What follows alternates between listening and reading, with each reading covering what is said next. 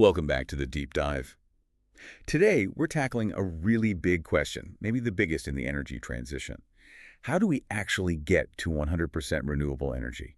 Without wrecking grid reliability or spending just, well, astronomical amounts of money. Exactly. It's a huge challenge. And we're not looking at some massive continental grid today. No, we're zooming in on a specific kind of contained real-world case study. It's focused on the Åland Islands, that archipelago right there between Finland and Sweden. A really interesting spot geographically and for energy. Yeah, and the source we're diving into today basically gives us a potential playbook for how they could achieve a fully sustainable energy future. That's right. Our mission here is to really unpack the findings from a detailed analysis called, and it's quite a title, The Impacts of High V2G Participation in a 100% Renewable Åland Energy System. We want to figure out which technologies really made their proposed system tick and, crucially, why. And the unexpected star of the show, it seems, is vehicle-to-grid, V2G. We're not just talking smart charging here. No, definitely not. It's about using the battery in your EV, or even, as we'll see, your electric boat, as part of a larger decentralized energy storage network. Basically, using those batteries to balance out the ups and downs of wind and solar. It's surprisingly effective. It really is. Okay. So, let's get into this blueprint. Right. First off, why Åland?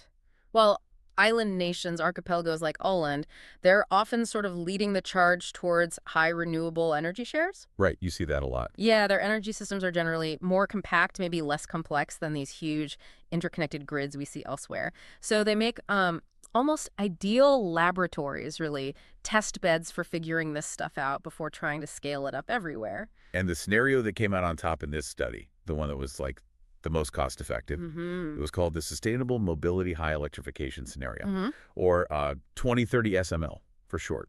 Now, the tool they used is important here, right? It wasn't one of those models that just spits out the single perfect answer. Exactly. They use something called energy plans, specifically version 12.4, and it's what we call a simulation model. So you define these different unique scenarios, different mixes of tech, different assumptions, and then you simulate them hour by hour to see how each one performs.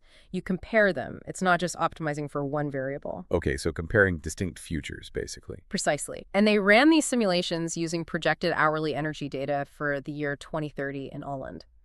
The focus was really heavily on storage solutions, energy storage systems, or ESS. And how did they test if the storage was actually enough? Good question.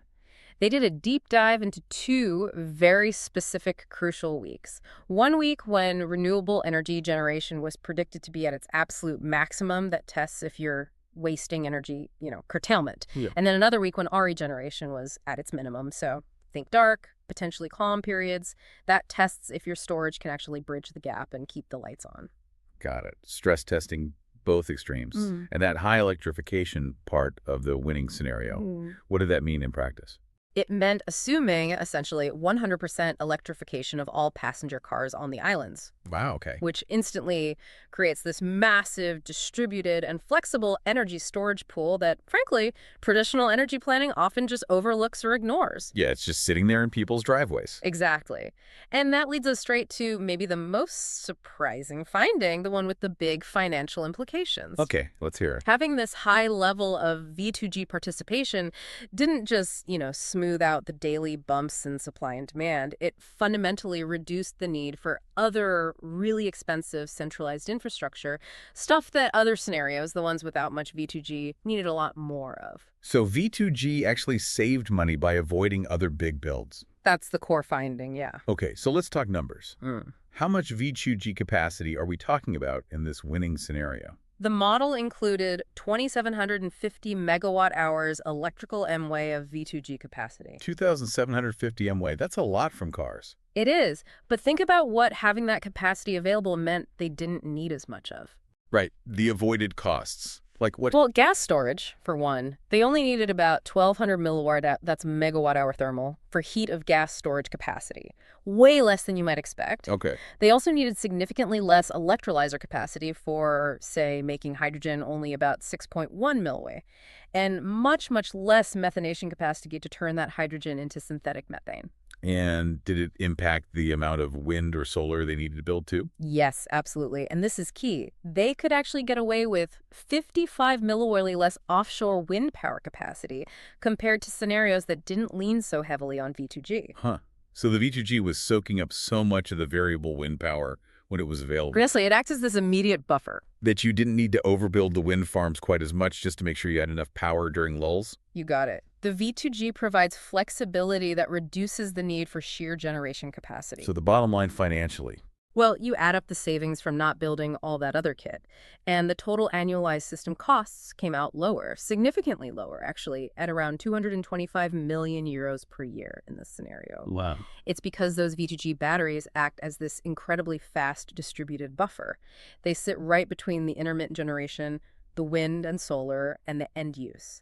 By using that power directly when available or buffering it short-term in the car batteries. You just don't need as much of the big, expensive, long-term storage. Exactly. You avoid building quite so much generation and quite so much seasonal storage that's designed to cover, weeks or months of low renewables. And does the data back that up? Like how much of the renewable energy was actually used directly or via this short-term V2G buffering? The numbers are pretty impressive. The study found really high direct usage of the wind and solar power, generated about 67% of the total production was used either immediately or through this V2G cycle. 67%. That's really efficient.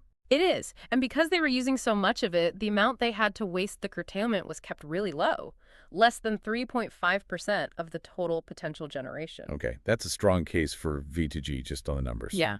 But you mentioned something earlier, boats. Ah, yes, the boats. This is one of the really novel parts of this particular Åland study. Right, because in an archipelago, cars aren't the only form of transport. Not at all. So they actually extended the V2G concept beyond just cars to include the batteries in electrified boats or watercraft. Okay, how much capacity did that add? They estimated an extra 350 milliwatt of V2G battery capacity could come from the, get this, over 7,000 marine watercraft they expect to be operating in Åland. 7,000 electric boats. Yeah. Adding another 350 milliwatt. Yeah. And think about why that's so significant, especially somewhere like Åland with its northern climate. Okay, I'm thinking winter. Exactly. Many of those boats, their batteries, are likely sitting completely unused for transport for large parts of the winter. They're docked, maybe plugged in. So they become this huge available grid resource during the months when you probably need grid support the most. Precisely. It's a source of grid flexibility that most energy models, which just focus on cars, completely miss. Especially valuable year-round, potentially counter-cyclical to car usage patterns. It's actually kind of genius. Yeah. So how did this combined V2G capacity cars and boats end up being used in the model? What was its main role? This is where it gets really interesting and maybe flips the script on how we think about V2G. Looking at the annual numbers, the total discharge from V2G batteries back to the grid was 78 gigawatt hours. 78 gigawatt hours. How much is that relative to the whole system? That single-source V2G discharge represented 17% of the system's entire annual electricity generation. 17%. Okay, but wait. You said discharge from V2G. How did that compare to other forms of electric storage discharging? Like, were there big grid batteries too? This is the kicker. That's 78 gigawatt hour. According to the study's findings for this scenario, it accounted for 100% of the system's total electric storage discharge. Hold on. You're saying V2G, the cars and boats, provided all the electricity discharged from storage. There were no other major electric batteries needed. In this high participation scenario, that's what the model showed. V2G effectively handled all the necessary electric buffering and discharging. Wow. Okay, so if 78 GWh went back to the grid, how much electricity did the V2G batteries actually use for, moving the cars and boats? Good question. When they broke it down, about 56% of the electricity that was initially charged into the V2G batteries eventually went back out to support the grid. 56% for the grid. And only about 36% was actually used later for the vehicle's own mobility needs for driving or boating. So more than half the energy cycled through these vehicle batteries was for the grid, not for transport. That's what this analysis suggests, and it leads to a really provocative conclusion. Which is? Well, think about why people buy EVs with big batteries. It's usually for range anxiety, right? They want that buffer. Yeah. The study assumed pretty large average batteries, 75 kilowatt-hours for cars, 50 kilowatt-hours for boats. Yeah, standard these days, or even getting bigger. So because consumers demand these large batteries for their personal transport needs, those batteries, when aggregated and enabled with V2G, might end up playing a bigger role stabilizing the power sector than they do serving the mobility sector. So it's like we're buying grid infrastructure that just happens to have wheels or a hull. That's one way to look at it. Their primary value in a system like this might actually shift towards grid services. Okay, that's a major shift in perspective. So if V2G was doing basically all the electric storage work, what about other storage types, like power to gas? You often hear about that for long-term seasonal storage, right? Especially in colder places. You do. Converting renewable electricity to hydrogen or synthetic methane, storing it, and then burning it later for power or heat, it's often seen as essential for winter gaps. So what role did it play here in the Åland model? A surprisingly limited one, actually. Power to gas, PPG, was used, but only to produce synthetic liquid fuels like synthetic diesel or biodiesel for transport sectors that are harder to electrify. Okay, so fuels, but not for storing energy to make electricity later. Correct. The stored gas in the model, about 4 gigabass worth, was not converted back to electricity or heat, which is, as you said, quite different from how PTG is often viewed in other Nordic or cold climate studies. And why the difference? Why did they need it for seasonal power or heat storage? The study suggests it's largely because the V2G capacity was so extensive and effective. It handled so much of the short-term and potentially medium-term balancing that the traditional need for massive seasonal PTG storage for power and heat just wasn't there in this scenario. V2G effectively displaced it. Interesting. And what about thermal energy storage, like hot water tanks? TES played a role, but a minimal one in terms of annual energy contribution. Only about 7 gilowatts discharge, which was maybe 2% of the total heat demand. So pretty small. Yeah, but it's cheap. And it complements heat pumps really well. You can store excess renewable electricity as heat during those peaks when generation is super high and use it later. So useful, but not a game changer like VDG in this model. Okay, so the technical picture seems pretty clear. High VDG, especially including marine, can drastically change the storage needs and lower costs. Technically and economically, yes, the feasibility looks strong based on this modeling. However, and this is a big however. Uh-oh. Here comes the catch. Well, it's where we need to shift from the purely technical to the human side. The study itself is quite clear in cautioning that the social dimension of making this high VDG participation actually happen is, frankly, massively overlooked right now. Ah, so we can model it, but can we actually implement it with real people and their real cars and boats? That's the billion-dollar question, isn't it? If V2G is supposed to handle 100% of the electric storage discharge, solving the technical problem potentially creates a whole new set of social and behavioral problems. Like what? What are the main concerns? Well, fundamentally, these vehicles are personal property. People buy them for their own use. So what kind of motivation, what kind of, payment or incentive structure do you need to convince potentially millions of owners to allow their personal vehicle batteries to be used so intensively by the grid? Right. It's not just plugging in anymore. It's letting the utility control your battery level to some extent. Exactly. And will people worry about battery degradation? Will the payment they receive be worth that perceived cost or inconvenience? The study also points out something interesting. The benefit to an individual owner might actually decrease as more people participate. How so?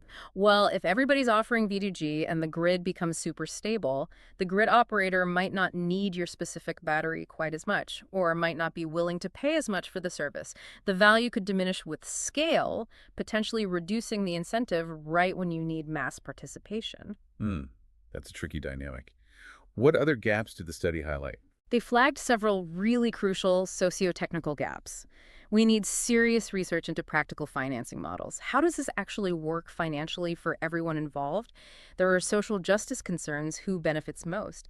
Could it disadvantage lower-income households who maybe can't afford EVs or don't have off-street parking for charging? Yeah, the equity piece is huge. Absolutely. And questions around urban resilience. What happens in emergencies? Can V2G help or hinder? The bottom line from the study's cautionary note is just designing these systems based on what's technically possible and economically optimal on paper without deeply understanding user behavior and motivations, well, that would be premature, really premature. So the tech works in the model, but the human element needs a lot more work. That sums it up well. Okay, so let's try and bring this all together. What's the main takeaway from this deep dive into the Åland study? I think the core message is this. Getting the right mix of variable renewables like wind and solar combined with really robust, highly decentralized electric storage, particularly if you achieve high V2G participation and cleverly include assets like boats, it can significantly slash the need for that expensive centralized infrastructure and the traditional seasonal storage we usually assume is essential. And crucially, it lowers the overall cost of getting to 100% renewables. A powerful combination, modeled effectively in the source we focus on today. The impacts of high V2G participation in a 100% renewable Åland energy system. A dense title, but a really insightful piece of work. Definitely. And it leaves us, and you listening, with a final thought to maybe chew on. If this model holds true, and V2G's main value actually shifts from getting you from A to B towards keeping the lights on for everyone, are we essentially investing in a whole new type of mobile, privately owned utility infrastructure? And how are people, vehicle owners, going to feel when their expensive battery starts being treated less like their personal range insurance and more like a piece of critical public grid equipment? That tension, between private ownership and public utility, that feels like the next massive hurdle we need to figure out. Absolutely. The technology might be ready, but are we? That's the question.